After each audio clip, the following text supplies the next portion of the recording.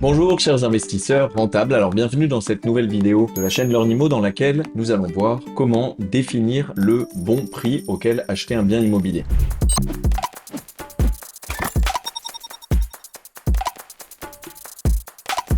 Alors qu'est-ce qu'est le bon prix? C'est le prix qui vous apporte la rentabilité que vous souhaitiez. Donc déjà, on va commencer par définir quelle est la rentabilité que vous souhaitez. Ça, c'est un point très important. Il n'y a pas une bonne rentabilité qui convient à tout le monde. Bien sûr, si vous investissez dans une ville dans laquelle on peut faire un investissement qu'on appelle patrimonial, c'est-à-dire qu'il y a de bonnes chances de prendre de la valeur, ou qui est dans une ville dans laquelle vous êtes satisfait de garder votre bien, vous pouvez accepter une rentabilité moindre. C'est le cas dans les grosses villes, dans les villes comme Lyon, Paris, Marseille, Bordeaux, Nantes, etc., dans lesquelles même si on a une rentabilité de 3 ou 4%, on n'est pas forcément insatisfait. En revanche, ça ne correspondra pas à un objectif d'investissement locatif rentable, c'est-à-dire un investissement qui vous permet de générer du cash flow sans apport. Donc ça, c'est le premier point. Il faut définir le bon niveau de rentabilité, en tout cas le niveau de rentabilité qui semble correspondre à vos objectifs en fonction de vos souhaits, en fonction de votre niveau d'épargne éventuel et en fonction de la zone dans laquelle vous investissez. Ensuite, une fois que vous avez défini à quel niveau de rentabilité vous souhaitez investir, vous allez pouvoir vous lancer dans la recherche de biens. Pour ça, je vous invite à regarder la vidéo dont on va vous mettre le lien juste en dessous dans la description, qui est dédiée à la recherche de biens immobiliers. Donc comme on l'a vu dans cette vidéo d'ailleurs, la recherche, ça doit être quelque chose dans lequel on doit être très efficace, très réactif. Attention, on ne doit pas se précipiter bien sûr, mais par contre, on doit être capable de faire une offre dès qu'on trouve un bien qui en vaut la peine. Et pour être capable de faire une offre très rapidement, il va falloir se concentrer sur très peu de données pour pouvoir maintenir une recherche active au quotidien sans que ça nous prenne trop de temps et pour que ce soit raisonnable d'arriver à tenir ce rythme-là, ces recherches pendant plusieurs jours, plusieurs semaines, plusieurs mois selon la chance que vous avez de tomber sur un bon bien. Donc comme vous l'avez vu dans la vidéo dédiée à la recherche, on se concentre généralement uniquement sur 4 informations quand on compare des biens entre eux pour définir quel est leur niveau de rentabilité. Les informations sur lesquelles on se concentre sont le prix d'achat du bien, auquel on ajoute les travaux, ce qui va nous donner le coût global d'acquisition du bien immobilier, on verra après pour les frais annexes, et on va regarder au niveau des revenus, on va donc toucher les loyers auxquels on déduit systématiquement la taxe foncière. Et je parle bien sûr des loyers hors charge, c'est très important puisque les charges, vous les récupérez auprès du locataire, mais c'est pour les redépenser derrière, donc elles n'ont pas d'impact sur votre rentabilité. Donc quand on a ces 4 éléments, ça nous permet de calculer une rentabilité. Là aujourd'hui, ce sur quoi on va se concentrer, c'est justement avec une rentabilité souhaitée, comment on va définir un des 4 éléments, et en l'occurrence le coût d'achat du bien. Alors je vais vous partager une petite formule. Voilà, donc on retrouve ici nos 4 éléments,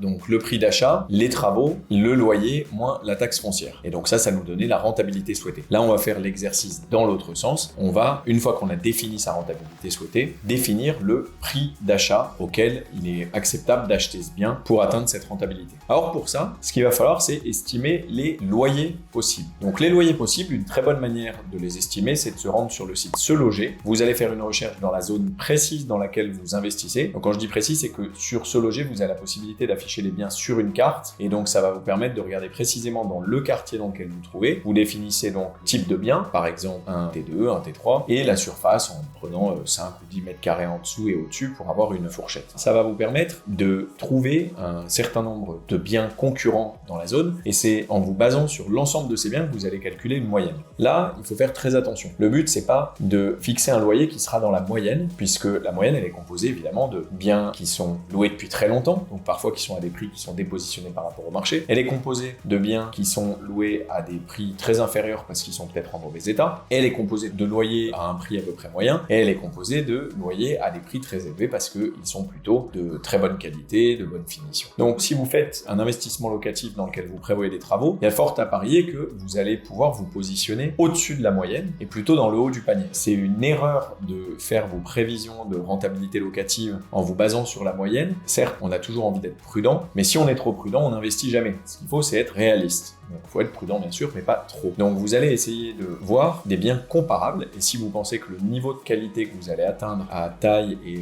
quartier comparable, il est plutôt dans les appartements de type qui sont dans le haut du panier en prix de loyer mensuel, alors c'est sur ce prix-là qu'il va falloir baser vos prévisions, et c'est ça qu'il va falloir renseigner dans la petite formule que vous voyez ici. Voilà, donc c'est très important d'estimer votre loyer, et là-dessus, il n'y a pas vraiment trop de marge d'erreur possible. Les loyers que vous voyez à un instant T, en revérifiant au bout d'une d'une ou deux semaines si ça n'a pas trop évolué. C'est vraiment le prix auquel vous serez capable de louer le bien. Et puis, vous avez une vidéo qu'on a dédiée à ça sur l'annonce test. Il est toujours possible de faire une fausse annonce dans le quartier dans lequel vous prévoyez de louer, en prévision de votre futur bien, pour mesurer vraiment la demande sur votre bien immobilier et donc vraiment être sûr en amont d'un investissement si vous arriveriez à le louer à tel prix. Donc une fois qu'on a la connaissance du loyer, il y a un autre élément qu'on ne connaît pas, ce sont les travaux. Les travaux, pour les estimer, ça aussi on a créé une vidéo dédiée dont je vous remets le lien juste en dessous. Pour les estimer, il va falloir vous appuyer sur le vendeur. La plupart du temps l'agent, mais ça peut être le vendeur en direct. Et normalement, vous n'avez même pas à vous déplacer pour les estimer. Attention, encore une fois, aujourd'hui là, ce qu'on voit, c'est comment être efficace, comment être rapide et comment pouvoir filtrer rapidement les biens dans lesquels vous souhaitez approfondir l'analyse. Donc à ce stade-là, on n'a pas besoin d'aller sur place pour analyser les travaux, on a besoin de s'appuyer sur la personne qui le vend pour les estimer et éventuellement les challenger, c'est-à-dire vous me dites qu'il y en a pour 20 000 € de travaux, qu'est-ce que vous avez compté, est-ce qu'il y a une cuisine, est-ce qu'il y a l'électricité à refaire, etc. Et puis poste par poste, on va les challenger. Là, vous pouvez vous appuyer, comme je vous le disais, sur la vidéo qu'on a dédiée à ce sujet. Donc ces travaux, c'est pareil, normalement, il y a un niveau d'inconnu assez faible et donc ça va nous permettre, sur cette fameuse équation, là on fait un petit retour au collège ou au lycée, les équations à une inconnue. Donc votre seul inconnu va être donc le prix d'achat qu'on essaye de découvrir. Donc voici la formule. Vous allez prendre donc votre loyer possible que vous avez trouvé, je vous le rappelle,